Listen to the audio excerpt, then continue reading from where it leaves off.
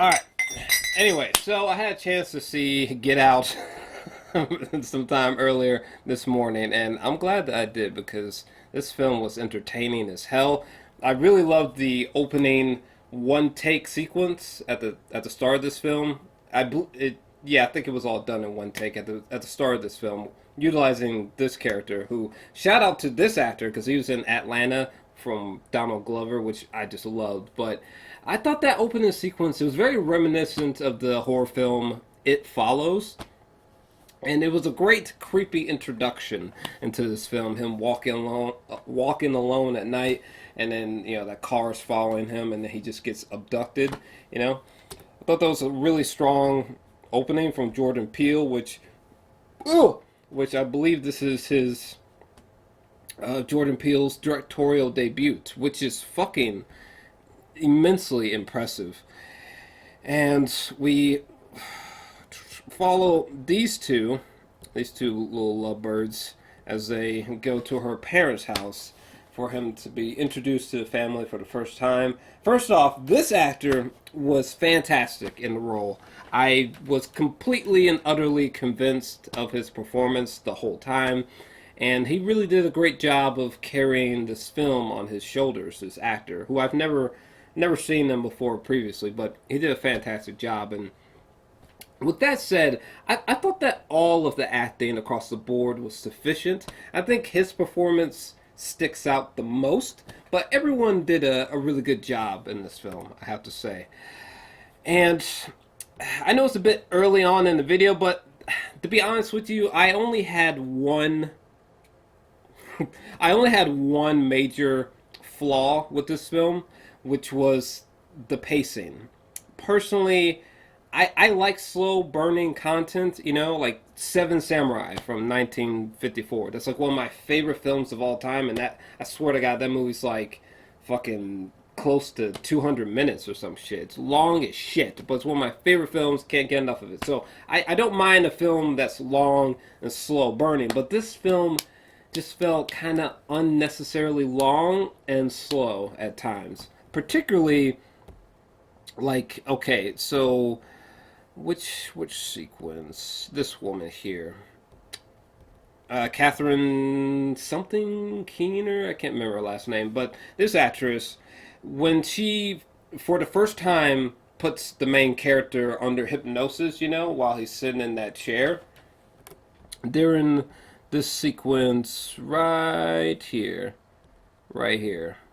she just puts his ass, puts his ass, makes him sink into the floor or whatever. Okay, well, all the sequences, well, I guess after the main character and his girlfriend, they hit the deer, that deer comes flying out of nowhere and they hit it. Okay, after that, from there all the way to here, there's so many scenes within that gap that I think could have been trimmed down or just removed entirely. Some of those scenes just, stuff like this where he's been introduced to the family, like, let's say in this sequence right here.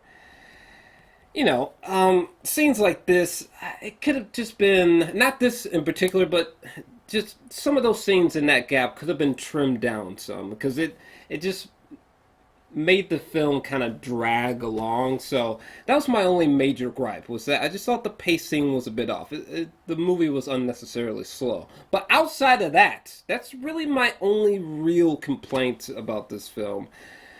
Well, I guess that, and I didn't really find the film particularly scary, and I guess other flaws. I guess I just wasn't. I was not blown away by this film. Like I didn't walk out this film like, oh my god, I can't wait to see it again. I can't wait to tell so and so about this movie. This movie's a masterpiece. Like, whoa. I didn't feel all that. If you felt all that, that's great, because I know there's a big hype train surrounding this film, and there's a lot of love for this film, which is it's deserving for sure. It's just, as another flaw, I just didn't really love the film that much. But moving past flaws, this movie is it's outstanding how well this film is made. Like, just from a cinematography point of view, the color palettes, how some of the shots are structured. I mean, this film deeply excels, and with a strong performance from the lead and mostly everyone, but him in particular. And it's a very imaginative film. Like the hypnosis moments where he kind of sinks into the floor and he's kind of like in this dark void, like screaming out, and like he can kind of see everyone through like a window above. I thought that was very striking, and the film has kind of just a hypnotic feel in general, literally, actually. Especially the way that, you know, when Catherine, when she's got this fucking teacup thing going. I mean, just, like, literally, this movie made just this sound, just made that, like, something that became unnerving the more that you heard it in the film, and I don't know. It was unsettling, which is weird because it's such a simple sound. But yeah, I thought that was a clever way to induce people into a hypnotic state. I thought that was an interesting plot device. And what else comes to mind? Oh yeah, this guy. I'm about to go random all over the place, but this character was a great comic relief. I mean, I wasn't like dying of laughter every time he was on the screen, but there was definitely always a few chuckles, and particularly at the very end when he shows up in what looked like a police car. He was hysterical in that scene where he rescues the main character. He had me laughing my ass off in that scene, especially. And by the way, when he shows up at the very end to rescue the main character in the car, am I the only one who thought that not only was that a cop car that he was driving, but that it was actually this guy? Like, seriously?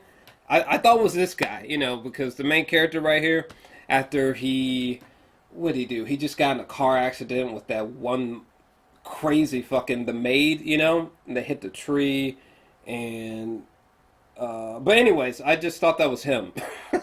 Thought that was him, but it wasn't. It was the TSA guy who was in that cop-looking car that rescues him at the end. But I don't know, maybe that was just me. What else comes to mind about this fucking movie? This scene was so weird where she was like, no, no, no, no, no, no, no. I would have been like, bitch! Oh, that reminds me. Like, I'm sorry, but which scene was it with Catherine? Oh, here we go. The scene where the main character, he gets set loose, or he sets himself loose, and she's about to go for the cup and the spoon, and the main character like knocks it out of the way, and she fucking like stabs his hand right here. I think she stabs his hand with a fucking scissors or something like that. I'm telling you right now, if I was him, okay, if I was this chocolate man right here. This is what I like to call a chocolate man. Good lord! But if I was this dude, and she had to stab me in the hand with fucking scissors, I would have been like, I mean, I don't condone violence on women, but in this particular case, would have been like, hey bitch, ah, ah, ah, ah, ah. Here comes the fucking right knee. Ah. You know what I'm saying? Like, she would have got it. She would have got it. Okay, face full of that knee. All right, she would have felt that shit. Anyways, what else comes to mind? The sequences that happened in this room right here were pretty fucking unsettling. Like, if I had woke up in that room and, oh, what a great plot twist. Didn't see that coming. That, like, not only was the whole family a bunch of people who recruit or abduct strong black males and turn them into bizarre slaves. The fuck? But I didn't realize that the girlfriend was actually in on it. That actually blew me away. I did not see that coming. And I did not see this coming in this scene right here. I thought he was completely fucked. But when he stands up and knocks out the brother with the ball, and you realize that the little pieces of whatever stuffing or whatever in the chair he had balled up and put into his ears, so he wasn't knocked out by, you know, that was shit. That was a nice twist and turns and revelations during this whole moment all the way to the end credits. I mean, I was on the edge of my seat the whole time, and I gotta say, a huge shout out to Jordan for not only doing such a fine job behind the camera from a technical perspective. Like the production was great, color palette, cinematography, camera shots were all fantastic. But it's really interesting that like one of the main overarching concepts of from this film is like, how should I explain this? Like you're you're given a glimpse of what it feels like to be a black man who feels a bit insecure around another race. You know, that's just like a crazy big thing to just plug into a horror film. You know, yeah, interesting perspective to add to a horror film. Not sure that I've really seen that any time recently or ever. So that's unique, and it's a very unique film. I really dug it personally. I just didn't love it like crazy, but I really dug it. I think the only way I would have loved it is if like when it ended there were certain huge mysteries that were still unsolved and nagging you, but you still got the gist of the film. Like I love that kind of shit. But other than that, I really enjoyed the film. For me, the best horror films I've seen in the past few years recently are still The Witch and It Follows. This was a great film, but you know I just wasn't blown away by it. All right, I'm feeling like an 8. I'm gonna go with an 8 out of 10 on this one. Had a lot of fun with it. I think you should too. It's original. There's some cliched ideas, plot devices in there for sure, but it's the execution of the story is unique and original and distinctive for sure. And I'm very intrigued to see what Jordan Peele does next as a director. But what about you? Running a bit long here. What'd you think about this film? Let me know your thoughts down below. Do I have anything else to really add? Nah, I think I said everything I wanted to say. But yeah, let me know your thoughts down below. If you enjoyed this video, make sure to smash that like button and subscribe as well. In fact, in the lower right hand corner of the screen, you should see a little circular button. You can tap that to instantaneously subscribe. And I'm out. Huzzah!